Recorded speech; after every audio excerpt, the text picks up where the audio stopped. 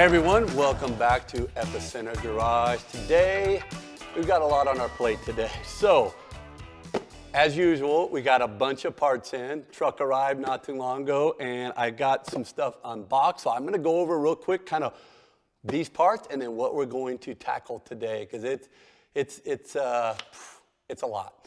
So, first, got a bunch of new parts in for the R32, and I'm going to go over that. So we've got some MAFs, or mass airflow sensors, 2 of those.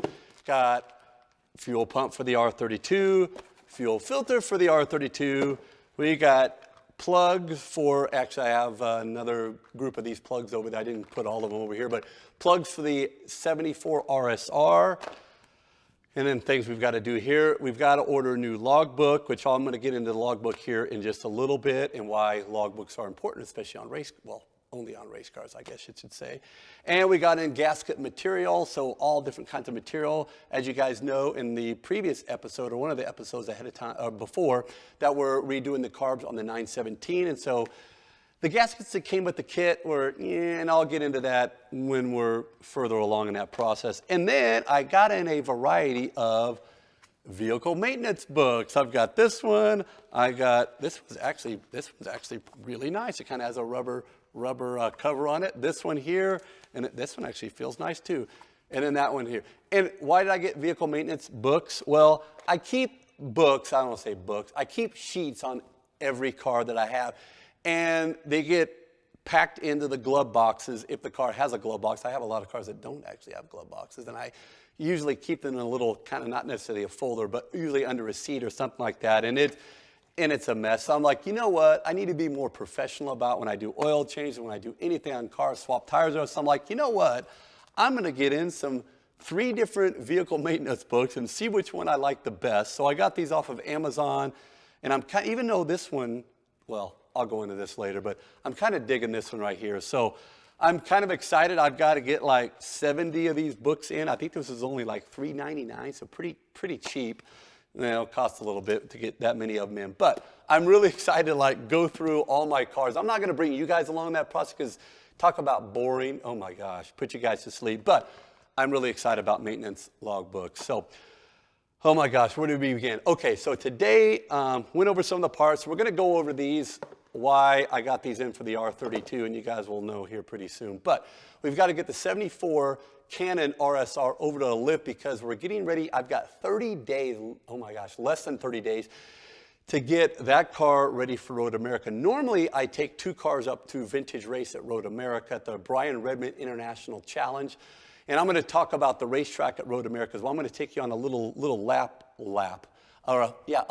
on my map. Lap on my map, that sounds weird. Anyway, in the groups that I run in and things like that. So we got to get this over to the lift. I've got a lot of things I'm going to go over on this car with you guys. Some things I'll kind of skip over because they're kind of boring. And then I'm going to give you an update on the display case, and oh man, there's several other updates, so I can't think of them right now, but let's hurry up and get started. Okay, as some of you might have seen in the previous episode, I've got a Nissan R32. And I had an issue with a dead spot between 2,500 and 2,800, 3,000 RPM. Well, we ended up putting new coils in it. I put in new O2 sensors in it, and new plugs. And I thought I had it licked, and it worked great. We took it out for a drive, no problem. I drove it around for a couple more days, and it's back. So I'm like, I'm very, very frustrated. So this is the point when a good, competent mechanic would be able to like go through and say, well, you know what, it's got to be this, this, and this, and this. Well, no, I'm not that competent mechanic. So this is the point when you just start throwing new parts at a car and start wasting money. So here we go. That's the point that I've reverted to here. So I've spent countless hours, more than I want to admit, on various R32 and GTR forums. So the consensus now in my own mind is that it's more than likely MAFs, or mass air flow sensors. So I did take them out. I went through the process. I cleaned them, drove it around. Same issue. So here we go. Putting new mass air sensors in. I'm also, it could be a fuel issue too. So new new air or fuel filter, I should say, along with a brand new fuel pump. So I'm hoping these things solve the issue. So fuel filter, fuel pump, mass air sensors. So that's going to be a future episode, or I may just not bore you guys to death and throw these in, and then I will report back. So I've got my work cut out for me later on this evening, but yeah, that's what it has come down to now. I'm going to throw these in, and hopefully this does the trick. We're going to find out pretty soon. So I don't know. It's got to do the job. I really hope it does. So next, what we've got to do is we've got to put air in the tires so we can get this sucker fired up. Tires, race tires, lose air like crazy. So I'm not kidding. Every week, these tires, or at least the fronts, go completely flat. People always ask sometimes, why are there check marks or lines on the tires? And those are every time we come out or come back in from whether it's a test session or a race even, we always put a mark on the tire. That tells us, you know, how many runs or how many, not necessarily laps, but how many sessions a tire has gone through. That way we can kind of tell, are they old, are they new? And these have gone through quite a few. And 9 times out of 10, I usually forget to put a mark. So even though this might have, oh my gosh, let's say 15 sessions or whatnot on it, normally that's probably 20 at least.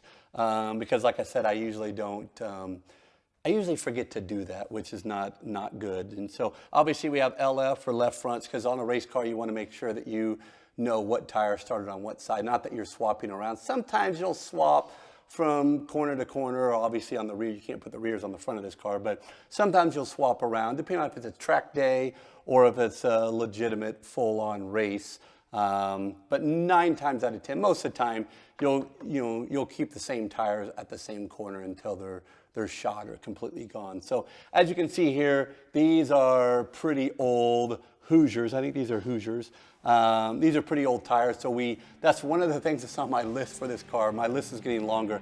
I've got to order some new front tires. Now the rear tires, I've got Hoosiers on the back as well, and I've got new tires for the rear. So, but enough talking, we need to get this thing pushed over.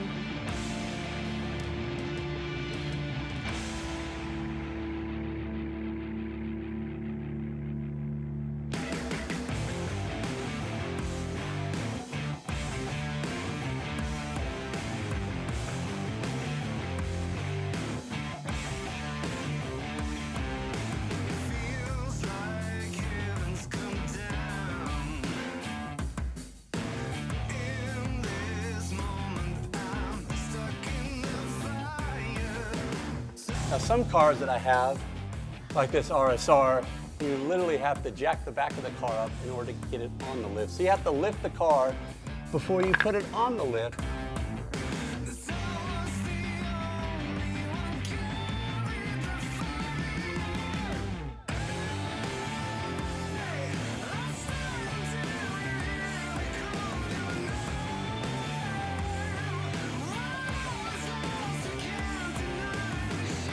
I'll go through this real quick with you as well. There is no fuel gauge in this car nor in a lot of race cars. So the way you actually have to check your fuel is by a fuel rod. So what you got to do, and you get a pretty good idea of how many laps you can go at various tracks, but what you basically have to do is you take this, you drop it right down in here, and usually in the foam. Now all race tanks will have foam or a bladder, and then that keeps the fuel from sloshing around, just like in any domestic cars or cars in general. So what you do is you take this and you push it all the way down, leave it there for a second, bring it back up, and we're gonna see how much fuel we have in here. So right there, we are about a quarter of a tank, not quite.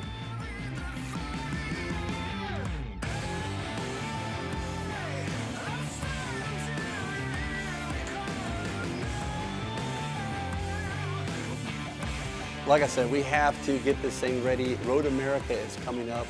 Oh my gosh, we got to be leaving in about 20 days. So we got a lot of stuff to work on this car. So I'm not going to take you through the entire car and show you that process, because I don't know if I would even watch that whole process. I've done it so many times, but also just in general, it may be way boring to you guys. So, but what I do is I go through, I double check all the brake pads, make sure 9 times out of 10 I have to switch at least the fronts, because most braking is done on the front of a car. Probably maybe a little bit less on a 911 since you have the engine in the rear, but let's say 85%, 90% of the braking is on the front. So I'll have to go through, change the pads, check the pads on the rear. We'll drain all the fluids. We'll swap out all the brake fluid, and then we'll go through and do a nut and bolt check, which is crazy, crazy important. I cannot tell you, shouldn't admit this, but I mean, so many times you'll be out on the track, you'll be on the first session, you'll feel something's just not right, you'll come in and there'll be something loose, whether it's some type of a linkage or a steering, heaven forbid, a steering arm or something. And so what you want to do is once I go through and do all the nut and bolt check, and that means all the suspension pieces on the bottom, I'll go through and make sure they're nice and tight. I'll also check, they'll have marks on them from previous, so I'll make sure that when you have 2 nuts together, you'll do a swipe over both nuts that are making contact, or whether it might be a ball linkage, swipe it with a paint marker to make sure in case it's ever started to come undone, you can actually see those lines don't line up. So something that's very, very simple, but it's crazy, crazy important to do that.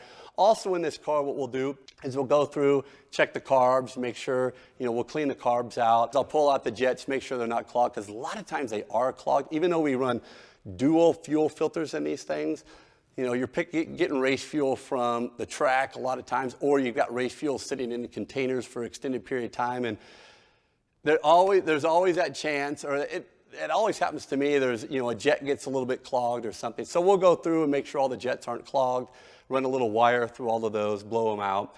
And then we'll actually check the cooling system in this as well. And when I say cooling system, obviously this is air cooled. But I have a cooling bucket, or call it a bucket, a case, and I wear a cool shirt in this car, because sometimes, even at Road America, and even though it's up in Wisconsin, it can get 100 degrees, 110 degrees on the track.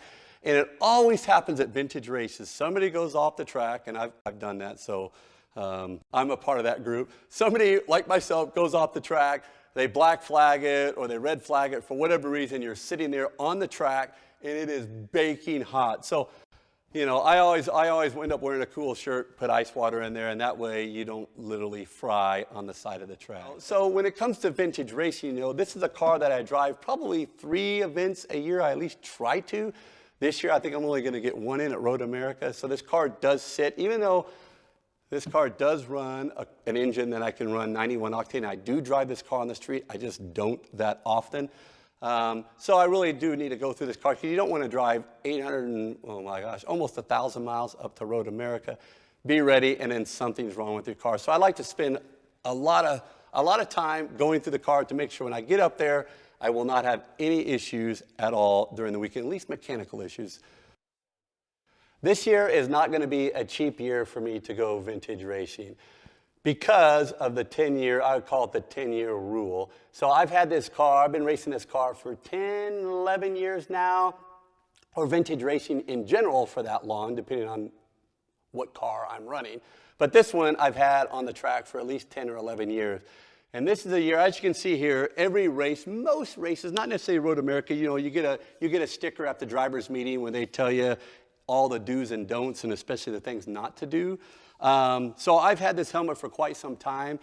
And one of the things I didn't realize when I started vintage racing is that every so often, depending on the type of equipment, you have to replace it. It's mandatory. You have no choice. So this is the last year for this helmet. So what they do is when you go up to tech, and you have to get everything tech, not only the car to make sure it can, just like a track day, but vintage racing is a little more stringent. You have to get everything tech, your gloves, your underwear, your Hans device, all the safety equipment, as well as your helmet, of course. And inside, this helmet says, and I'll show you here in a second, this is SA 2010. So last year was the last time I could race this helmet. I think they might have let me slip by 1 year, so it's 10 years. So 2021 would have been the last year for this helmet. So now it's coming down to crunch time in order to find a helmet. So I need to start shopping for one now. And that's something that, I don't know about you guys, but I don't know. It's like when my wife buys clothes, she can buy clothes online. She gets them in. And I'm like, how do you buy clothes online? You got to try them on. A helmet's the same way for me. It's like, I need to put one on, but living in a very small town, that's not really an option. So I've got to try to find one online, kind of keep my fingers crossed and make sure it fits. Because my head is kind of funky. So at least my ears stick out a little bit. So that's one thing I've got to do. And besides a helmet, which is going to run, I always go for the cheap helmets, which I shouldn't do, but I do. So this is a Simpson helmet. I'll probably pick up another Simpson helmet. Also, one thing you have to do is your racing suit. You have to wear a fire suit. You have to wear a balaclava, which goes over your face. You have to wear fireproof underwear, your shoes, all that. I think shoes aren't timed out, but fire suits definitely do, whether it's SVRA or HSR. Depending on those groups, sometimes they have different safety rules and how quickly you need to start replacing equipment. But most of them, like the Hans device, you have to send this off in order to get it recertified. So I was smart. Last year, when I got done racing, I did send this off because I really don't want to have to buy another one of these. They are very expensive. So I got it recertified, and I think all they really do is put new straps on them and make sure that there aren't any cracks on it. Now, the other expensive part of vintage racing and just racing in general is in this car, and I'll show you here in a little bit, we have to replace the seat belts in it. And so those do time out. And so what you do, as a reminder, everything should be in your logbook. Now, a logbook, as many of you may or may not know, is kind of, I equate it to like the title of a race car. A lot of race cars don't have titles, or they're just bought on a bill of sale, but they should all have a logbook. And a logbook has to consist of, I don't know everything, but I'll tell you what mine consists of. So it has to consist of very detailed pictures. You have to usually show the front of the car, the side of the car, the 3 3/4 of the car. A lot of times you have to have engine pictures, things like that. But it all has to have all the pertinent information, the chassis number. Usually, sometimes even it gets down to even have to have the engine number, what's stamped inside the engine to make sure that you're running the same engine and you're not running a cheater engine, you're swapping engines, different events. So this thing has everything from what tires you run on the car. And of course, the most important is all the different events that you have run, or the events that that car has actually run in. Now, the logbook will follow the owner. So if heaven forbid, which I never will, sell this car, the logbook has to go with it. And I will tell you a really funny quick story. I bought an old RSR, and I'll make this quick. Bought an RSR. I bought it off of eBay like 15 years ago.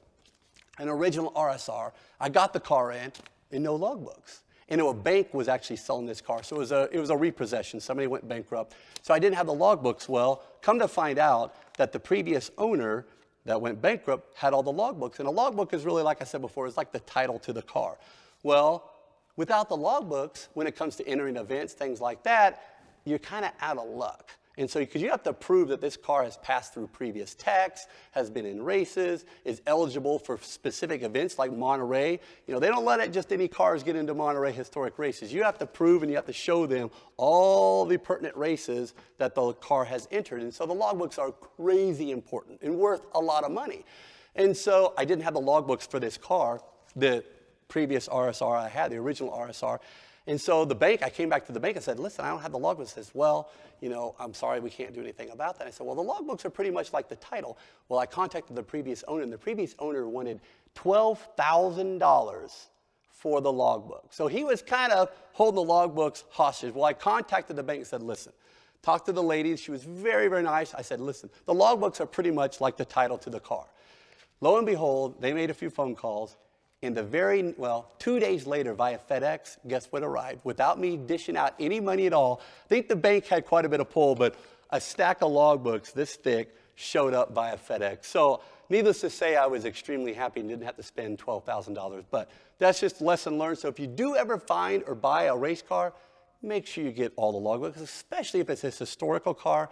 Get all the logbooks. Go through the logbooks, because those are crazy important. And of course, go through and make sure that the car that you have matches everything in the logbook. So logbooks are really important. Now, just like I was talking about having to replace other items, the logbook, check this out. The last event for this car was last year, last time at Road America, actually. And so I had to use up the very last page. I actually just kind of drew in the box and everything. So I have to have a new logbook. So in the process of getting an additional logbook, of course, I'll keep this one. Getting the next logbook is kind of a process, and I won't get into that and bore you guys to death. So I've got one on the way from IMVR, which is the one that actually is associated with this car and actually teched the car and had it ready to go. So, Oh my gosh, 10 years on this car and things are all coming ahead and I have no time. But the most important thing is maintenance and making sure this car is ready to go. So we got to get going on it.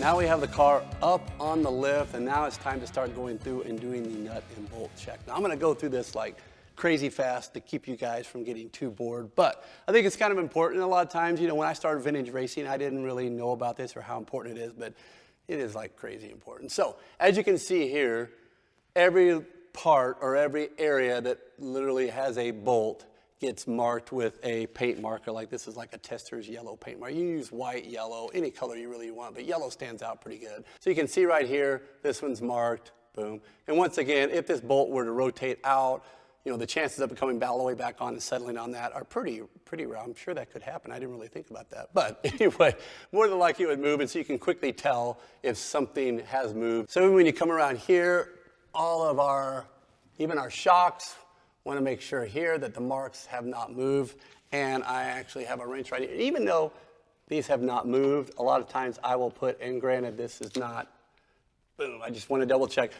Obviously I'd use a socket set and stuff like that, but on this, so I do usually grab this because this will fit a large amount of the nuts on the car, and I can just double check things just real fast just to make sure everything is snug. Even though the lines are there, I like to double check it. It didn't take more than a second. So even our, all the bolts in the brakes, you can see here and here, all those are marked, properly marked. Those have not moved. I'll work from the back of the car and work all the way to the front.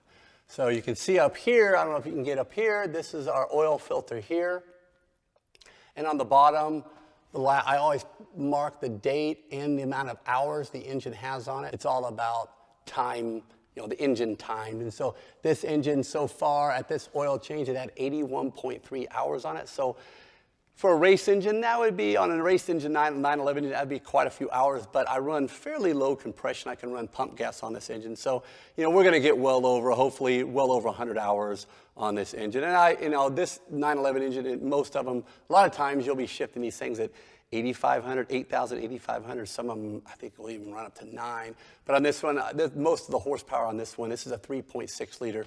I'm usually shifting right around 7, so it will make this engine last a good long time. So, and this engine, I had this one built for a lot of torque versus horsepower as well. So as I mentioned before, seatbelts in race cars actually have expiration dates, unfortunately, or maybe, obviously it's a safety thing, but normally I believe it's 10 years, and my belts are expired. So I've got to pull. It's not too bad of a job. Obviously the bottom bolts in where the seat mounts are and everything like that. And then the other belt, the straps actually go around the roll cage here. So I've got to pull these things out. I've got new ones on order. They haven't arrived yet, but I'm not going to bore you with installing those. It's pretty straightforward. So I've got to pull these out today, and which I'll do a little bit later. And as well, and I totally forgot, the fire bottle has also expired. So it seems like everything on my car was like happening at the same time. And now I'm gonna have to really dish out some money per se. I mean, it's not like an engine rebuild or anything, I guess. But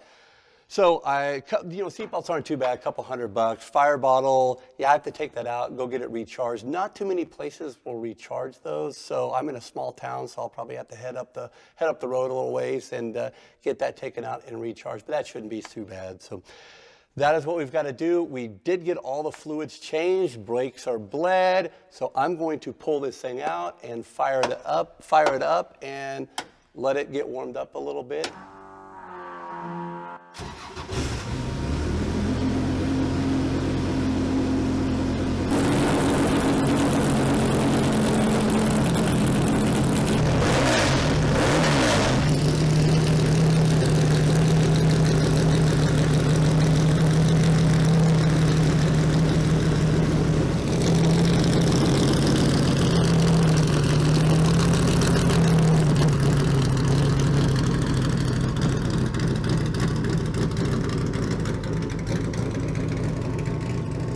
All right, I do need to give you an update on the cabinet. So as you can tell, hopefully you can see here, it is completely painted. I did decide to go with black, not too creative, I know, but it's really, really close. Got the front, the best part of actually painting something is taking off the tape, and so you can see the nice clean lines. Now, I'll probably have some white. If you guys remember in the previous episode, this used to be completely white, so I stripped it all down, and now it is black. I've got to put the knob back on it, pull the tape off, black outside, black inside, and I have probably one more coat to do on it. I got all the measurements for the shelves, so those are being made right now. I don't do glass work, thank goodness. So I've got a bunch of extra shelves being built for it right now, glass shelves, and one more back panel because the back panel was broken. And then it will be ready for slot cars. So, oh man, this is gonna be great. So, sorry, this project's taking a little bit longer than I thought, but it's coming together. It's gonna be, when cars are in it and I have a light inside shining down, it'll make it all worth it. So, got to get back to the RSR, but this is the point where I got to leave you guys. I got to get busy on this thing. So if you like the channel, please hit subscribe. If you want more content, we got a lot of things that are stacking up. Every time we come through and figure out what we're going to be doing for the next episode, the list is getting longer and longer. And yes, I do promise that we're going to be driving and firing cars up. It hasn't really happened yet. The one day we picked out, it was kind of raining, but it is happening. But right now, I got to get race tires put on here and finish the nut and bolt check. And we'll see you next episode.